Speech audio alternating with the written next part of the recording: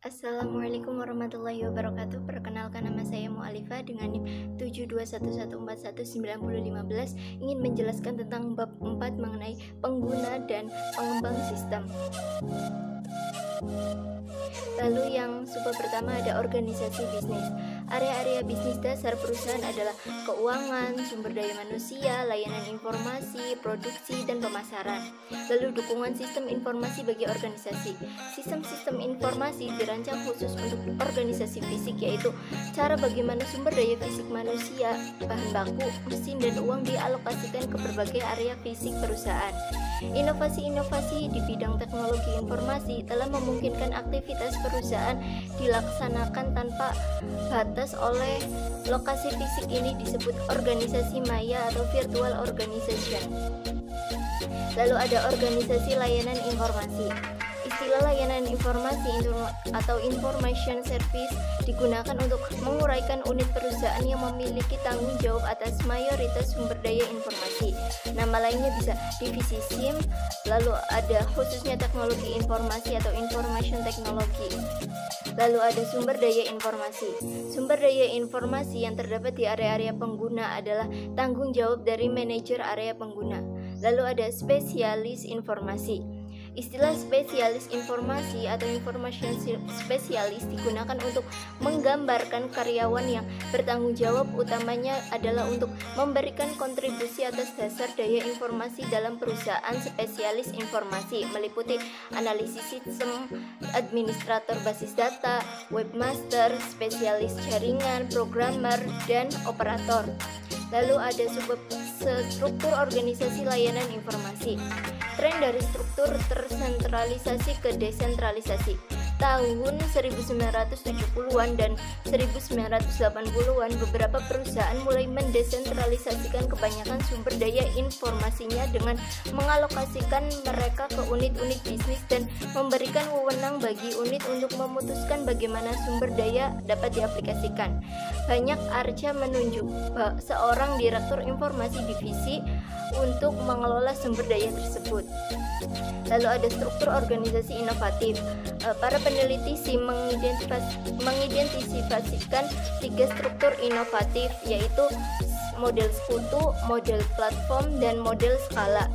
Jika 3 model ini diterapkan, maka akan memunculkan jaringan penentuan visi, jaringan inovasi, dan jaringan pencarian sumber. Lalu ada komputasi pengguna akhir. Akhir tahun 1970-an berkembangnya minat dari pihak pengguna untuk mengembangkan aplikasi komputernya sendiri. Suatu pendekatan ini disebut komputasi pengguna akhir, end use computing. Komputasi pengguna akhir berarti pengembangan seluruh atau sebagian sistem informasi oleh pengguna. Komputasi pengguna akhir timbul disebabkan oleh 4 pengaruh utama, yaitu dampak pendidikan komputer, antrian layanan informasi, murahnya peranti keras, dan peranti lunak siap pakai. Lalu ada pengguna sebagai suatu sumber daya informasi. Keuntungannya ada menyamankan kemampuan dan tantangan dan mempersempit jarak komunikasi. Manfaat-manfaat tadi akan menghasilkan pengembangan sistem yang lebih baik daripada yang dihasilkan oleh spesialis informasi yang mencoba untuk melakukan sendiri sebagian besar pekerjaannya. Lalu ada risiko komputasi pengguna akhir. Ketika pengguna akhir mengembangkan sistem mereka sendiri, mereka akan menghadapkan perusahaan terhadap risiko seperti sasaran sistem yang buruk, sistem yang dirancang dan didokumentasikan dengan buruk, lalu pengguna sumber daya informasi yang tidak efisien, hilangnya integritas data, dan hilangnya keamanan dan hilangnya kendali. Lalu ada kriteria pendidikan, pengetahuan, dan keahlian yang dibutuhkan untuk karir di bidang layanan informasi. Yang pertama, pengetahuan pengembangan sistem. Jenis pengetahuan yang memungkinkan seseorang memberikan kontribusi dalam upaya-upaya pengembangan sistem meliputi pengetahuan komputer, pengetahuan informasi, dasar-dasar bisnis, teori sistem, proses pengembangan sistem, dan pembuatan model sistem. Lalu yang kedua ada keahlian pengembangan sistem. Keahliannya ini meliputi keahlian komunikasi, kemampuan analisis, kreativitas, dan kepemimpinan. Lalu ada mengelola pengetahuan yang ditunjukkan oleh sumber daya informasi perusahaan. Perusahaan seringkali menganggap manajemen pengetahuan sebagai sistem jenis lain yang harus dikembangkan. Kenapa? Karena sistem seperti ini akan menciptakan pengetahuan, mengelolanya, dan mengirimkannya ke pengguna-pengguna yang tepat. Lalu selanjutnya ada otomatisasi kantor. Otomatisasi kantor sendiri adalah penerapan otomatisasi seperti teknologi komputer pada pekerjaan kantor. Lalu ada otomatisasi kantor meliputi seluruh sistem elektronik formal maupun informal yang terutama berhubungan dengan komunikasi informasi dan dari orang-orang di dalam maupun di luar perusahaan. Lalu ada pergeseran dari pemecahan masalah administratif ke manajerial. Aplikasi OI pertama sebelumnya dimaksudkan untuk mendukung pegawai bagian sekretarian dan administratif. Seiring bertambahnya pengetahuan komputer, mereka mulai menggunakan email untuk berkomunikasi, menggunakan penanggalan elektronik untuk penjadwalan rapat, dan melakukan video untuk menghubungkan pemecahan masalah. Selanjutnya ada kantor maya. Konsep kantor maya atau virtual office mengakui bahwa pekerjaan kantor dapat dilakukan hampir di semua lokasi geografis selama tempat kerja tersebut terhubung dengan satu atau lebih lokasi tetap perusahaan oleh suatu jenis kemampuan komunikasi elektronik.